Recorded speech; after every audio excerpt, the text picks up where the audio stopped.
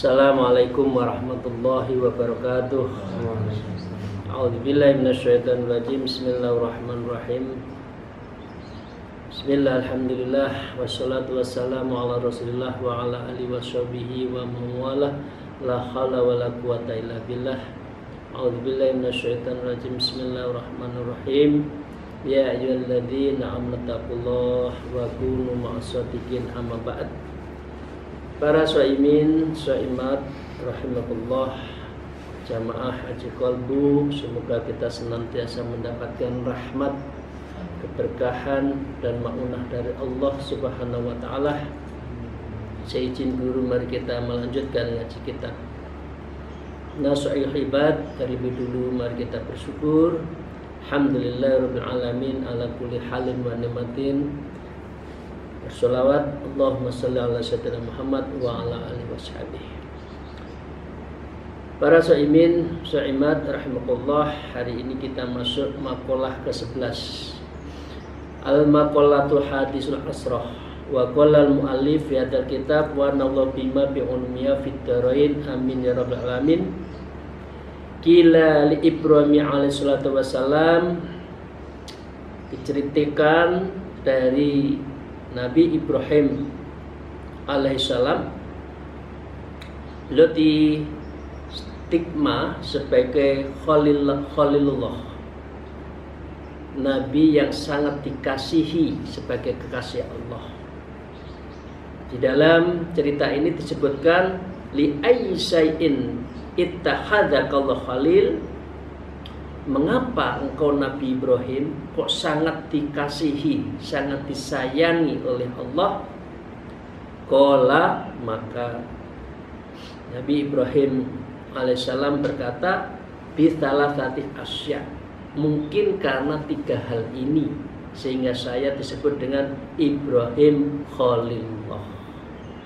Jadi kalau Bapak Ibu sekalian nanti berkesempatan di Palestina, di Masjidil Aqsa, sebelum ke Masjidil Aqsa dari arah Mesir itu nanti ziarah dulu di makam Nabi Ibrahim. Nanti di situ disebutkan makam Ibrahim Khalilullah, sang kekasih Allah. Ya, itu. Kalau Rasulullah Habibullah, Nurullah dan sebagainya.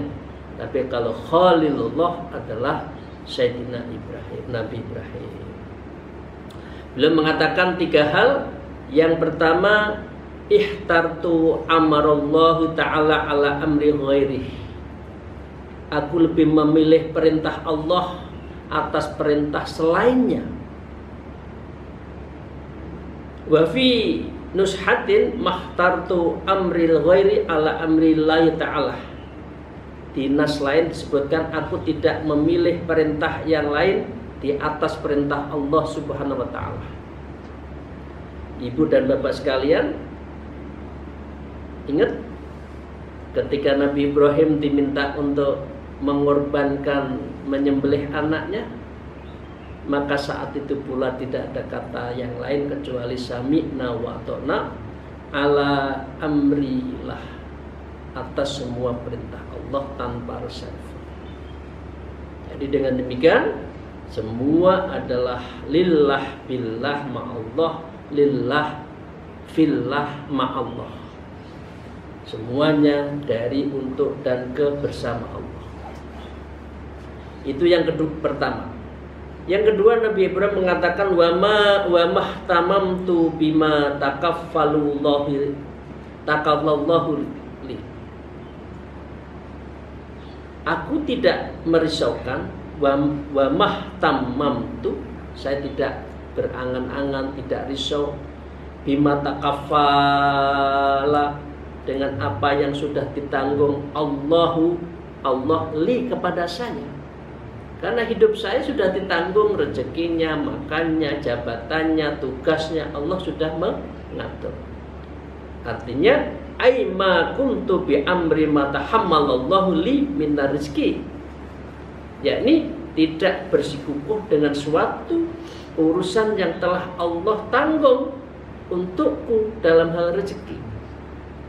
Kalau kita, maaf Bapak Ibu salah, banting tulang kanan kiri, karaoke katakanlah, kanan kiri oke, yang mana yang ada diambil itu siang malam tanpa memperhatikan itu adalah qadarullah.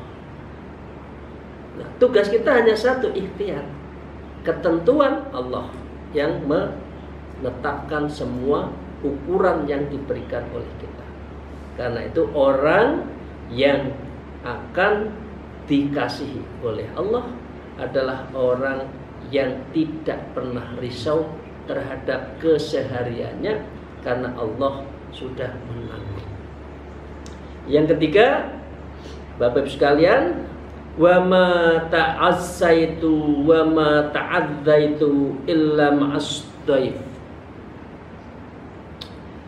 Beliau mengatakan wa ma taghashtu, aku tidak akan makan sore hari, aima aqtal waqtal masa, yakni aku tidak akan makan di waktu sore. Artinya sore malam nggak pernah makan. Ya, wa ma taghadda itu, dan aku juga tidak pernah sarapan pagi, kata Nabi Ibrahim. Tidak seperti kita kan, bangun tidur yang dicari sarapannya, kopinya mana, tehnya mana, nyemilannya mana. Kecuali au ma'aqata waqtal adha, yaitu tidak akan makan di waktu pagi, illa ma'adzaifi, kecuali sedang ada tamu, saya menghargai tamu itu untuk bersarapan. Di beliau adalah sangat taqlilul ta'am, sangat menyedikitkan makan. Kalau kita kelasnya masih sedikit-sedikit makan. Ruwi annahu alaihi salam kana yamsi milan aw milaini li talibi may yaqulu ma'ahu alaihi salam. Diceritakan untuk membersamahi bahwa beliau akan makan, itu beliau tidak makan sendiri, tapi harus berjalan 1 mil 2 mil untuk mencari teman untuk makan. Kalau kita makannya enak sendiri, pura-pura nggak tahu, ngumpet sehingga yang lain tidak tahu. Kalau Nabi Ibrahim tidak, kalau makan ngajak teman. Jadi Bapak Ibu sekalian, mentraktir sahabat teman untuk diajak makan bareng itu adalah bagus sekali. Itu Bapak Ibu sekalian. Nah, itu makalah yang ke-11. Sekarang yang ke-12. Al-maqalatus saniyah asratah.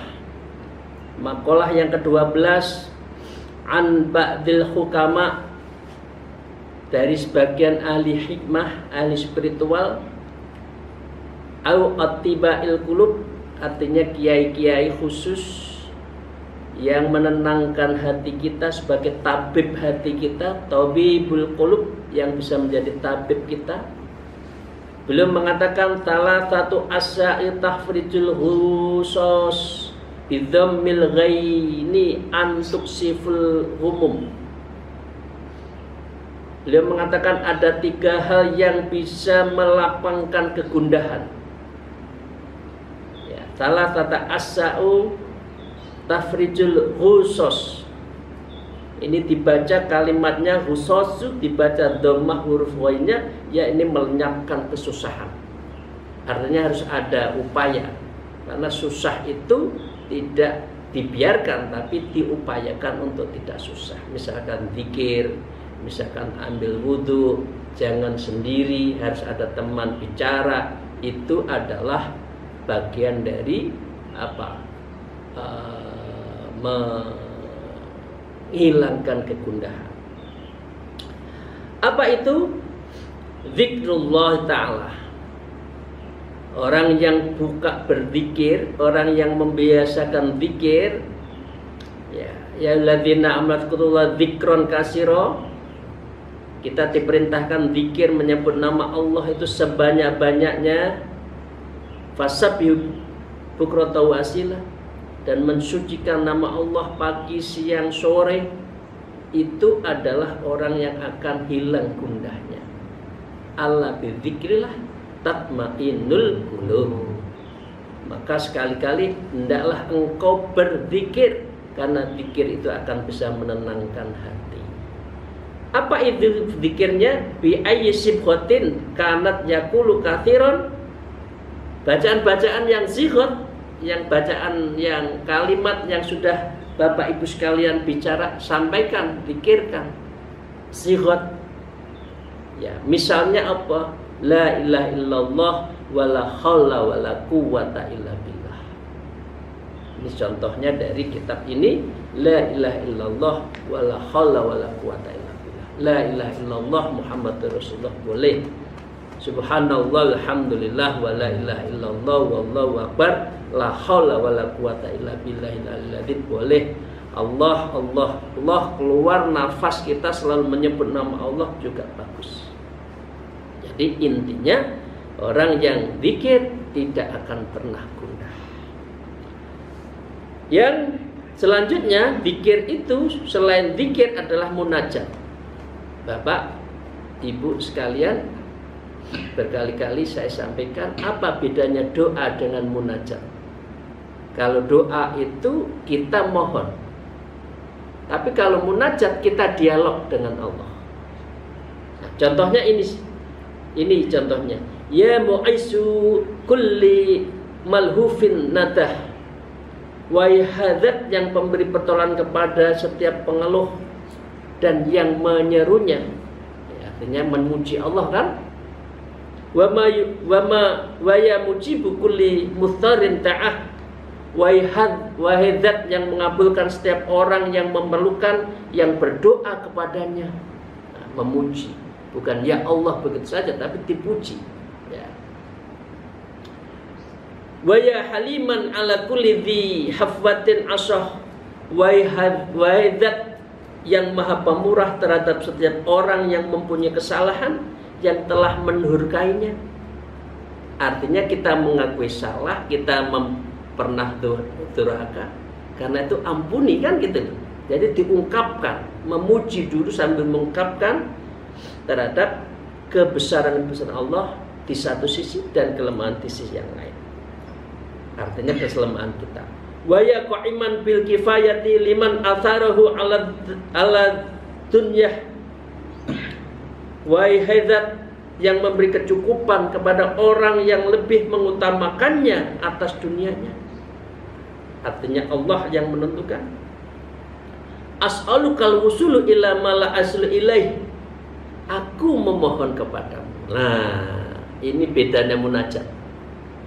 Kalau munajat itu dulu Allah, diakui kebesaran Allah sebagai sifatul kamaliyah dari Allah, kemudian ditunjukkan kelemahan kita di hadapan Allah, baru wa yas'aluka usulu ila mal aslilai, aku memohon kepadamu untuk mencapai sesuatu yang tidak aku bisa mencapainya illa bima'unatika, kecuali pertolonganmu. Sinten malih Gusti Allah kalau mboten panjenengan. Kula niku urip saya grudal-gradul begini, sinten lek mboten panjenengan ingkang nulungi. Ya, kira-kira kan gitu. Ya, karena itu beruntunglah orang yang lahir di Tulungagung. Saya lahir Tulung Agung, jadi suka menolong yang suka dengan keagungan Allah. Kira-kira kan gitu kan?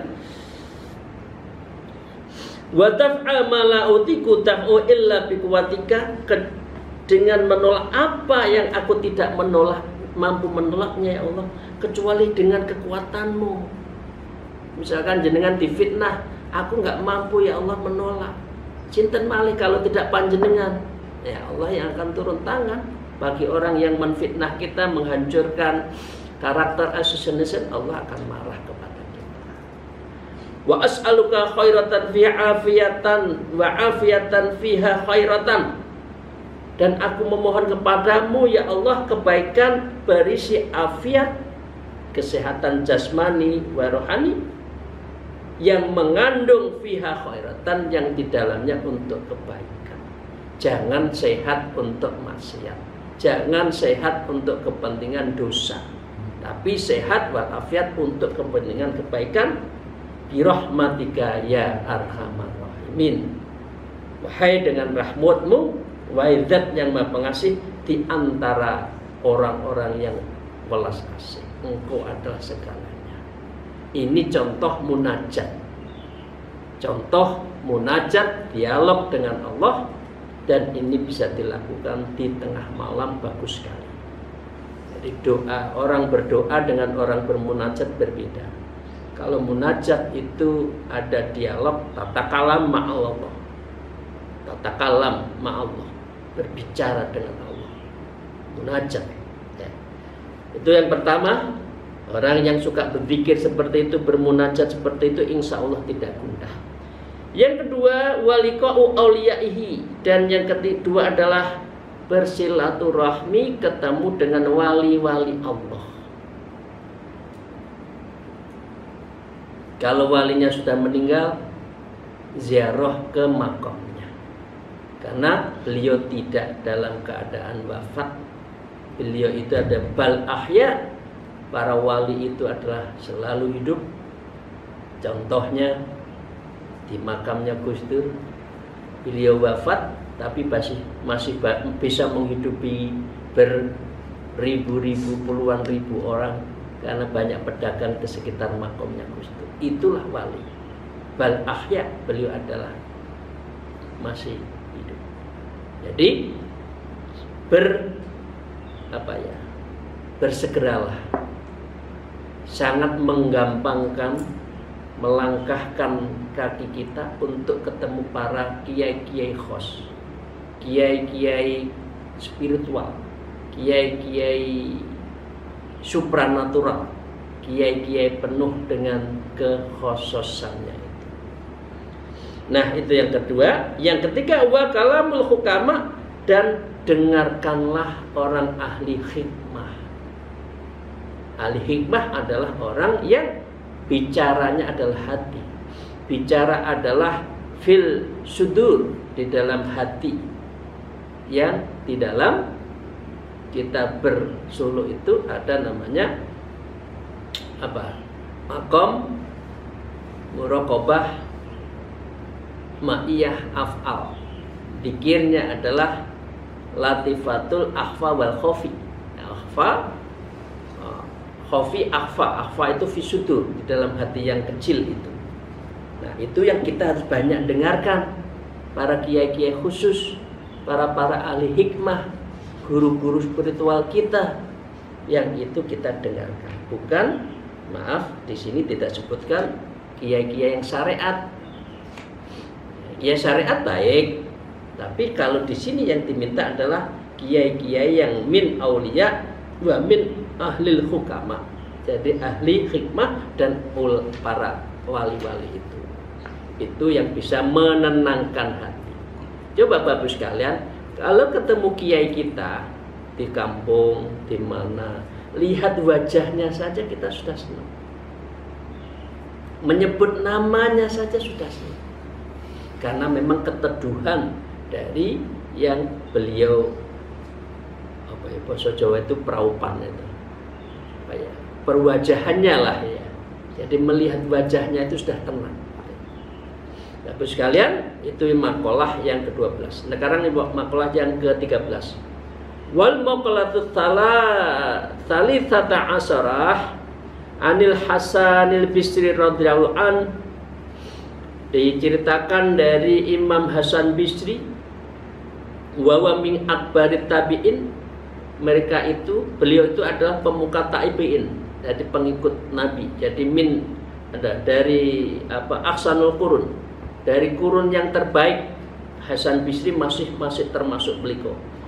Beliau mengatakan begini, ini mohon kita dengarkan, kita renungkan dalam hati. Malla adabalahu la ilmalahu. Malla adabalahu, siapa yang tidak mempunyai tata krama terhadap dirinya, artinya tidak punya adab di dalam mendekatkan diri pada Allah, wa ma'akhalqi, dan juga sesama manusia, berandalan orangnya, tidak punya etika, tidak punya sopan santun, maka la ilmalah, maka orang seperti ini tidak ada ilmu di dalam dirinya, yuktadu bihi, dan ia dianggap tidak punya ilmu. Jadi karena itu disebutkan al-adabu fauqal ilmi. Adab itu lebih tinggi daripada ilmu. Orang yang beradab diajari di dalam thariqah. Thariqah itu ngajari tentang ihsan, tentang adab, punya gelar beribu-ribu, bersetinggi-tingginya gelar dalam pendidikan, profesor, doktor, titik.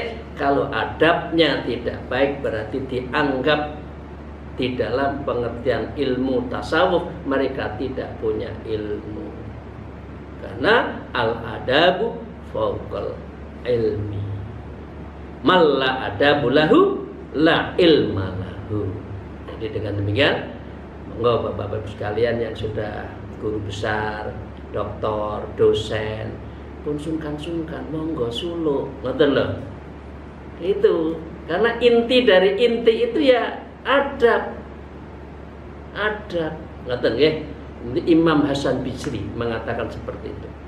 Yang kedua, malla sabrolahu, ya, la dinalahu.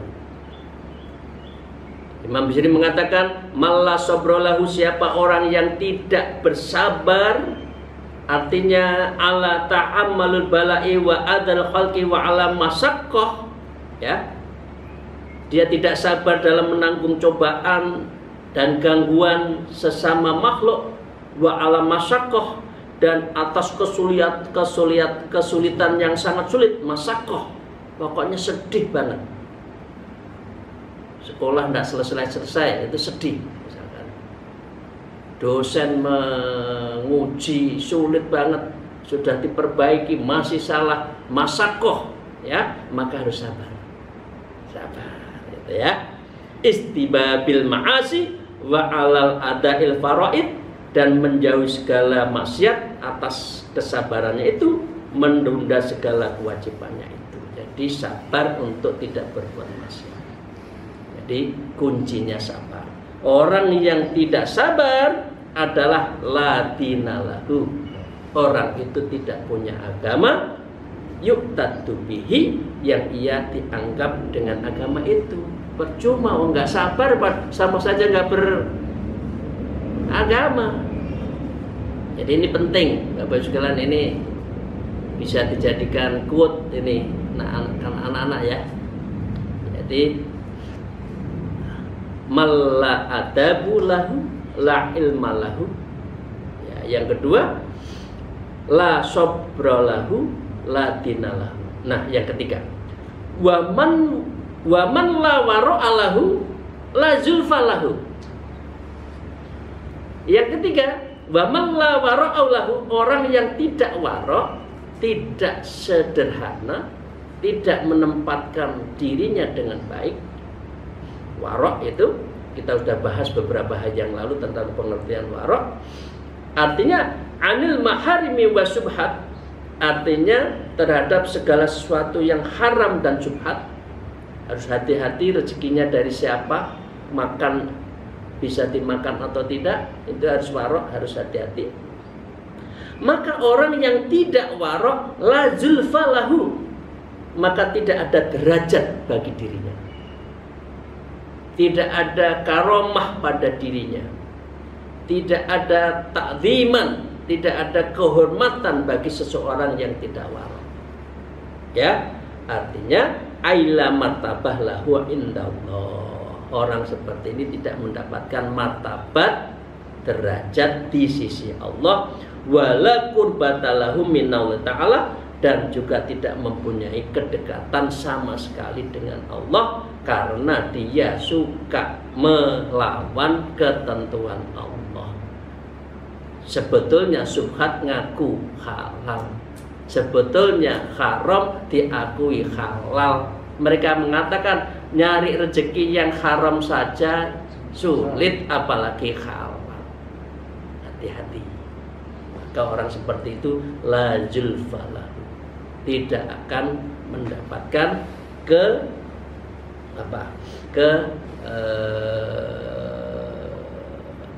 kemuliaan di sisi Allah.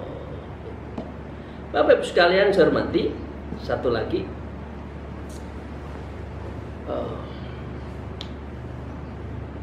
makalah ke-14 Al-Mawla Rabi' Asarah ruya anna rajulan min bani Israila kharaja ila talabil ilmi fabalagha dzalika nabiyahum. Diceritakan dari seorang laki-laki Bani Israel yang menuntut ilmu sampai hal itu sampai kepada nabinya. Jadi pekerjaan seseorang anak muda ini adalah menuntut ilmu. Kemudian diceritakan itu fa ba'asa ila fa'tahu alaihi salam, lalu beliau mengutus seseorang kepada laki-laki itu, dan laki-laki itu menghadap Nabi. Nabinya artinya Nabi Israel. Faqala, maka berkata alaihi salatu wassalam lahu kepadanya, kepada Rasulullah mengatakan kepada Nabi itu mengatakan pada mereka, aulidzalika rajul. Ya. Kepada tersebut. Kemudian dikatakan ya fata, inni a'udzubika bitsalati khisalin fiha ilmul awwalin wa akhirin. Wahai pemuda, sesungguhnya aku akan menasihatimu dengan 3 perihal dengan ilmu yang akan bisa menyelamatkanmu generasi sekarang dan generasi yang akan datang. Ayyatahafadzalik, yakni cukuplah engkau dengan hal itu. Jadi kalau mencari ilmu, apa? Ilmu itu apa? Maka ini disebutkan, maka khafiyallahu fis sirri wal alaniyah. Takutlah kepada Allah dalam keadaan rahasia dan terang-terangan. Ada orang tetap sholat, tidak ada orang tetap sholat. Ada orang tetap makan halal, tidak ada orang tetap makan halal. Ada orang puasa, tidak ada orang puasa. Pokoknya takut pada Allah. Ai fi khafai anin nas wa fi halil dhuhuri indahum, yakni saat sembunyi dari orang dan di saat di hadapan banyak orang. Yang penting kita itu takut pada Allah. Yang kedua adalah wa amsik lisanaka anil khalqi. Tahan lisanmu dari makhluk. La tadkuruhum illa bi khairin, jangan engkau bertutur kepada sesama makhluk kecuali kebaikan. Termasuk nge-share, Bapak Ibu sekalian. Jangan nge-share hoak, ini sudah puasa masih saja kita lihat di grup-grup itu masih nuduh sono nuduh sini, jangan. Jadi eman-eman, sayang amal kita kalau masih hasad kepada orang. Ya, kama qalu man gharbalan nas takhalluhu, seperti yang katakan siapa yang memilah-milah manusia maka mereka akan terpilih. Ini moto ini. Man gharbalan nas nakhalluhu, siapa yang memilah-milah maka akan terpilih. Ini yang kedua. Yang ketiga, terakhir, wangdur khabrakalladzi taqalluhu hatta yakunu, perhatikan rotimu yang engkau makan, aidzalika khubzu, yakni roti tersebut min halal atau dari yang halal, wa khina idin takulu wa illa fala takulu, maka hal itu engkau boleh memakannya atau tidak boleh, maka jangan kamu memakannya kalau itu yang haram. Jadi ini cara menuntut ilmu. Ilmu pertama yang diberikan oleh nabinya waktu di Bani Israel kepada anak muda yang menuntut ilmu, yang pertama diajarkannya adalah satu, takut pada Allah, dua, jaga lisan kita kecuali hanya satu, berbicara baik, yang kedua, makan dari makanan yang halal. Demikian, terima kasih Bapak Ibu sekalian. Semoga kita mendapatkan maunah, maghfirah, rahmat suci Ramadan, khususnya taklim kita dalam kitab Nasawi. Semoga Allah meridhai. Amin ya rabbal alamin. Alhamdulillah. Wallahu muwaffiq ila aqwamit thariq. Wassalamualaikum warahmatullahi wabarakatuh.